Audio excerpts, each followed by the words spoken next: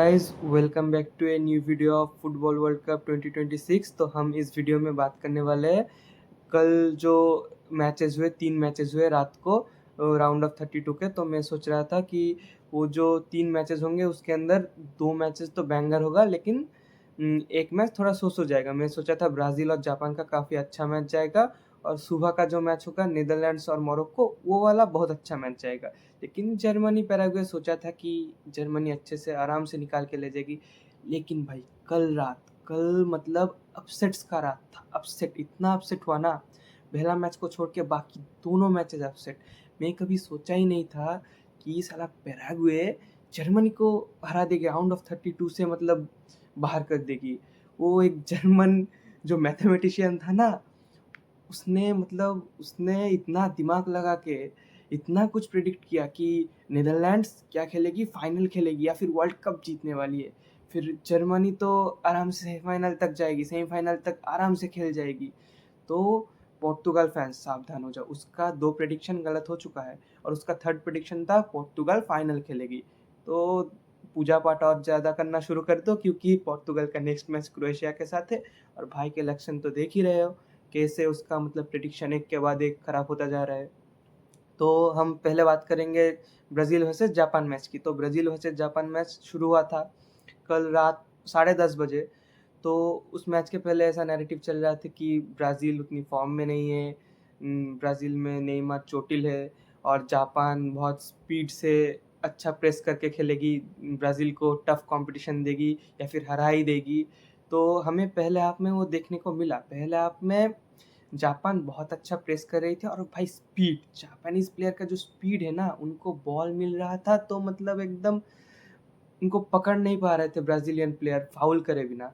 इसी चक्कर में कैसेमीरो ने येलो कार्ड लिया।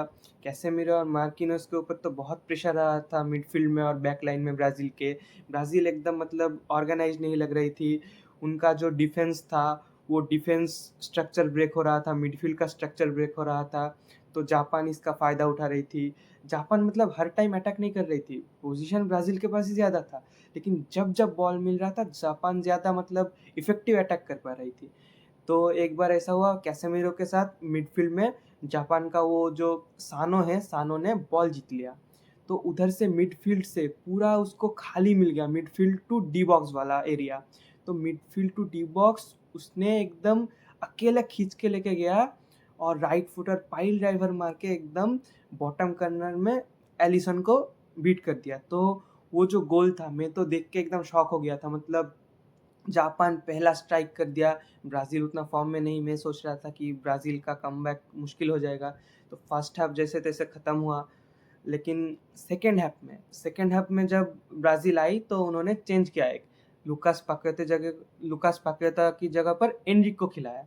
तो उस जगह पर एनरिक को खिलाने के मतलब जो पॉइंट था कार्लो एंcelotti का, वो मुझे लगा एकदम सक्सेसफुल हो गया, क्योंकि लुकास पाकेता मिडफ़ील्ड खेलता है और एनरिक स्ट्राइकर खेलता है। तो मतलब स्ट्राइकिंग पावर ब्राज़ील टीम की बढ़ गई, और जो भूख है गोल की, वो मुझे बढ़ी हुई नज़र आ रही थी मतलब सेकंड हाफ में। सेकंड हाफ के शुरुआत से ही ब्राज़ील जो प्रेशर बनाई, मतलब पूरा अपना इंटेंसिटी, हुलिया सब चेंज कर दिया ब्राज़ील ने। मतलब विनीसियस पहले हाफ में कट डाउन हो रहा था। मतलब विनीसियस तो खेलता है मिडिल में आके खेलता है, थोड़ा लेफ्ट विंग के अंदर आके खेलता है, शॉट्स लेता है। लेकिन जापान ने पहले हाफ में उसको रोक के, वो साइड लाइन के पास रोक के कट ऑफ करके रखा था गेम से। कूना को तो पूरा कट ऑफ करके रखा था। लेकिन सेकंड हाफ में हमको देखने को मिला कि विनीसियस अंदर आ रहा है, कट इन कर रहा है, और फिर क्रॉसेस डाल रहा है। तो ब्राज़ील ने एकदम इंटेंसिटी चेंज करके जापान को प्रेशर बढ़ाया। जापान ने मुझे लगा एक गलती किया, वो पूरा सीट बैक कर गए। मतलब जापान खेल रही थी ब्राज़ील के साथ, उनका जो लाइनअप है, वो लाइनअप में वो खेल रहे थे क्या? वो खेल रहे थे 3-4-3। मतलब 3-4-3 भी वैसा नहीं खेल रहे थे, बैक 3 नहीं खेल रहा था उनका। वो पूरा 11 बंदे मिलकर डिफेंड कर रहे थे। पीछे बैक 4 बना रहे थे, एक मिडफील्डर नीचे आकर, ऊपर 2 स्ट्राइकर जो अटैकिंग मिडफील्डर खेल रहे थे, वो एक लाइन बना रहे थे, और जो 2 स्ट्राइकर है वो मिड लाइन के उस बराबर प्रेस कर रहे थे। मतलब पूरा कॉम्पैक्ट ऐसा डिफेंस बना लिया था उन्होंने। लेकिन उनका गलती लगा, वो पूरा डिफेंसिव हो गए, एक हाफ बाकी था तब भी। फिर ब्राज़ील ने मतलब इंटेंसिटी बढ़ाते-बढ़ाते एक क्रॉस डाला, क्रॉस में कैसेमीरो का एकदम शानदार हेडर आया, गोल आया, ब्राज़ील का कमबैक हुआ। तो मुझे जो लगता है ये सारा डॉन कार्लो है ना, कार्लो एंचेलोटी, मतलब इसका सट्टाबाज़ों के साथ कोई मेल है भैया। मतलब कैसे हो सकता है? एक आदमी इतना अच्छा कप मैनेजर कैसे हो सकता है? उसने आईब्रो ऊपर करके वो जो करता है ना, वो सटोरियो को सिग्नल देता है, सालो जिसको पैसे लगाना है लगा लो, मेरा टीम अब कमबैक करने जा रहा है। तो वैसा लगता है मुझे डॉन कार्लो वाला सीन। तो उसने अच्छा चेंज किया। उसने पूरा मैच में मैं देखा नेइमार को नहीं खिलाया, तो मुझे लगा नेइमार को उसने नहीं खिलाया क्योंकि इसका रीज़न था, नेइमार जो है ना वो इस गेम की स्पीड को मैच नहीं कर पाएगा क्योंकि इंजरी से अभी वापस आया है, पिछले मैच में 15 मिनट खेला, इसलिए उसने मार्टिनेली को उतारा। तो मार्टिनेली पहले तो मिडफ़ील्ड खेल रहा था, तो मैं सोचा क्यों मार्टिनेली को क्यों उतारा, वो तो नेइमार का परफेक्ट स्पॉट है, मिडफ़ील्ड से बॉल डालेगा, ये करेगा। लेकिन बाद के टाइम में, एक्स्ट्रा टाइम में मार्टिनेली ने जो मतलब टॉप पोजीशनिंग से जो चांस बनाया और जो गोल मारा है ना, तब समझ में आ गया कि Don Carlo is Don Carlo, go down. तो ऐसा वाला सीन हुआ ब्राज़ील और जापान मैच में। और मुझे लग रहा था कि सब जो जापान को सपोर्ट कर रहे थे ना, वो अब बोलेंगे कि जापान का मतलब उतना रिसोर्सेस नहीं था, इसलिए ब्राज़ील के साथ ऐसा हो गया, वैसा हो गया, ऐसा हम तो अच्छे ही फाइट दिए। हाँ, अच्छा फाइट दिया जापान, लेकिन रिसोर्सेस नहीं था। मैच के पहले तो बहुत रिसोर्सेस दिखा रहे थे वो लोग, अब मैच जीत गया ब्राज़ील तो बोल रहे थे कि रिसोर्स नहीं है, तो ऐसा तो नहीं हो सकता ना। ये क्रेडिट मतलब जापान के गोलकीपर को जाना चाहिए कि ये मैच इतना इंटेंस गया, लास्ट मिनट में ब्राज़ील ने गोल मारा। क्योंकि जापान का गोलकीपर वो सुजुकी नहीं होता, तो ब्राज़ील आराम से 3 गोल तो मार ही देती। वो 2 तो मतलब ये विनीसियस का एक रन में मतलब स्पेल बाउंड रह गया था। वो सिंगल टच में एक प्लेयर को मिडफ़ील्ड में नटमेग करके रन देना शुरू करता है। फिर वो बॉक्स में 2 प्लेयर को कटा के जो शॉट लिया था, वो गोलकीपर सेव कर गया, वरना टूर्नामेंट का अब तक का बेस्ट गोल होता वो वाला गोल। तो विनीसियस तो ओवरऑल जितना भी कट ऑफ कर सकते हो कर लो, लेकिन वो बंदा 10x ही कर रहा है, बहुत अच्छा खेल रहा है, इस वर्ल्ड कप में फाड़ ही रहा है। तो अब ब्राज़ील तो ये मैच जीत गई, फिर मैं सोचा पैराग्वे जर्मनी वाला मैच क्या ही होगा, थोड़ा सो जाऊँ, लेकिन मैं सोया नहीं, मैं थोड़ा टाइम देखने लगा पैराग्वे जर्मनी वाला मैच। तो देखते-देखते मैं देखा पैराग्वे मतलब जैसा खेलेगी वो जर्मनी जैसा टीम के साथ कैसे ही खेलेगी, डिफेंस करेगी, फिर चांस मिलेगा तो अटैक करेगी। ऐसे करते-करते पैराग्वे मतलब एक गोल दे देते, हाफ टाइम के पहले गोल दे देते हैं। तो मैं सोचा कि मैं ये मैच देख लेता हूँ क्योंकि पैराग्वे लीड कर रहा है, तो अपसेट हो गया वर्ल्ड कप में, ऐसा मैचेस के लिए तो हम वर्ल्ड कप देखते हैं ना, ऐसा छोटी टीम बड़ी टीम को कंपटीशन देगी, हरा देगी। लेकिन मुझे जर्मनी पर फेथ था कि वो कमबैक कर देंगे। तो हाफ टाइम के बाद उन्होंने कमबैक किया भी, काई हावर्ट्स ने एक बहुत अच्छा ग्लांसिंग हेडर मारा और कमबैक किया। लेकिन मुझे ऐसा नहीं लगा कि कमबैक के बाद भी वो गोल नहीं मार पाएँगे। कमबैक के बाद भी पैराग्वे उनको मतलब ऐसा होल्ड अप करके रखेगी, ऐसा रोक के रखेगी, मुझे ऐसा नहीं लगा था। मुझे लगा था जर्मनी मैच लेके जाएगी। लेकिन क्या हुआ, पैराग्वे जब खेल रही थी, मतलब वो डिफेंस तो कर रही थी, डिफेंस अच्छे से कर रही थी। लेकिन जब डिफेंस नहीं कर रही थी, मतलब अटैक में जा रही थी, बहुत ही थोड़े टाइम के लिए जा रही थी, लेकिन वो जो ट्रायंगल्स बना के 1-2 पासेस में जो काउंटर अटैक बना रही थी, my god! Germany was not able to top that. मतलब बहुत अच्छा खेल रही थी ये वाला पार्ट। तो ऐसे होते गया तो फिर एक्स्ट्रा टाइम में गया, एक्स्ट्रा टाइम में भी गोल नहीं हुआ, फिर पेनल्टीज़ आया।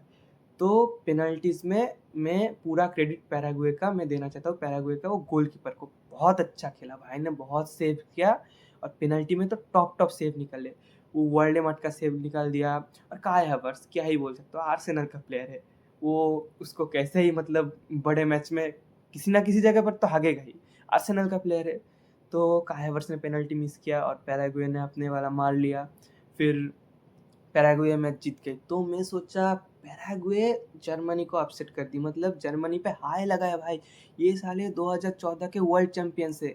लेकिन वो वर्ल्ड चैंपियंस बनने के बाद में वो ब्राज़ील में नेइमारलेस ब्राज़ील को 7-1 मारे थे। तो वो जो ब्राज़ीलियंस का जो हाय लगा है, फिर वो जो है ना अर्जेंटीना, मेसी वाली अर्जेंटीना, मेसी जिस अर्जेंटीना को अकेले कैरी करके ले गई थी, वो वाली अर्जेंटीना को इन्होंने मतलब फाइनल में हराया था। वो हिगुएन गोल नहीं मार पाया था और मारियो गोट्ज़े गोल मारा था। तो पूरे दुनिया का मेसी फैंस का जो हाय लगा है ना, इसकी वजह से मुझे लगता है ये साले जर्मनी 2018 में ग्रुप स्टेज से बाहर, 2022 में ग्रुप स्टेज से बाहर, ये उनका पहला नॉकआउट मैच था पिछले 12 सालों में, और इधर भी ये मतलब राउंड ऑफ 32 से पैराग्वे से आउट हो गए, सोच लीजिए आप।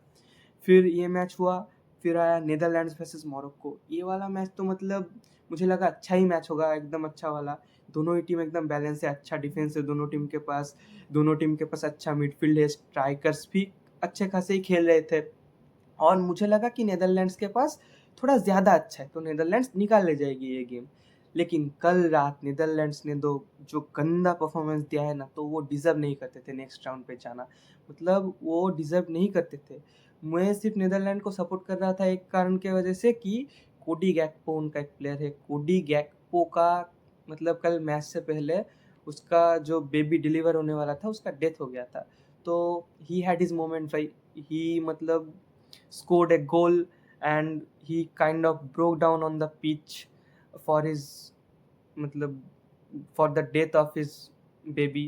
बट मैं इसके अलावा नीदरलैंड्स को मतलब डिफेंड नहीं कर सकता। डिफेंड क्या, मैं नीदरलैंड्स को बोल रहा हूँ कि वो डिज़र्व ही नहीं करते वो जैसा खेले नेक्स्ट राउंड में जाना, क्योंकि उनका पहला हाफ का मतलब मोरक्को के साथ 0-0 ड्रॉ चल रहा था, पोजीशन भी 50-50 चल रहा था।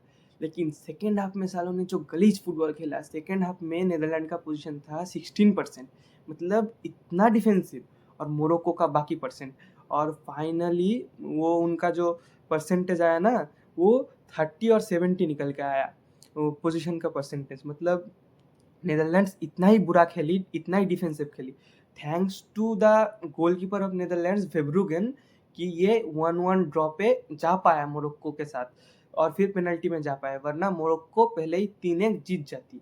तो जब पेनल्टी में गया गेम, मैं सोचा कि एकदम अच्छा ही होगा, दोनों ही टॉप नॉच गोलकीपर है, बोनो वेब्रुगेन, दोनों ने ही अपने काम कर दिए। लेकिन बोनो ने वो समरविल का पेनल्टी में जो खड़े खड़े चाटा मारा है ना इसे, तो मज़ा ही आ गया देख के। तो फिर नीदरलैंड्स ने पेनल्टी ऐसा ही होता है, कौन जीतेगा ऐसा नहीं कह सकते, लेकिन इधर अच्छा हुआ कि मोरक्को मतलब डिजर्वेबल टीम थी, जीत गई। तो ऐसे नीदरलैंड्स राउंड ऑफ 32 से बाहर हो जाएगी और मोरक्को नेक्स्ट राउंड में राउंड ऑफ 16 में क्वालिफाई हो गई। तो ये भी मुझे काइंड ऑफ अपसेट ही लगा, क्योंकि सब सोच रहे थे नीदरलैंड्स मतलब नेक्स्ट राउंड में जाएंगे। तो ऐसा चला कल का पूरा मैच। आज मैच है नॉर्वे वर्सेस सेनेगल, तो मैं तो सोच रहा हूँ कि नॉर्वे आज क्वालिफाई कर जाएगा नेक्स्ट राउंड के लिए, पर जैसे अपसेट्स हो रहा है वर्ल्ड कप में, लेट्स सी क्या होता है क्या नहीं होता है। मतलब कुछ बोल नहीं सकते भाई, वो वर्ल्ड कप मतलब world cup is world cupping boss, world cup is world cupping, you have to see the match, you have to. और फ्रांस स्वीडन में मैं नहीं सोच रहा कोई अपसेट के बारे में, क्योंकि फ्रांस का एकदम बहुत ही खतरनाक टीम है, लेकिन फुटबॉल है कुछ कह नहीं सकते। तो मैच देखेंगे, मैच देखने के बाद कल का मतलब आज का जो मैचेस है वो कल उसका भी वीडियो आएगा रिव्यू का। तो थे आज के मैचेस में क्या होगा। Stay at peace, that was my time, your boy Phoenix signing out, stay safe.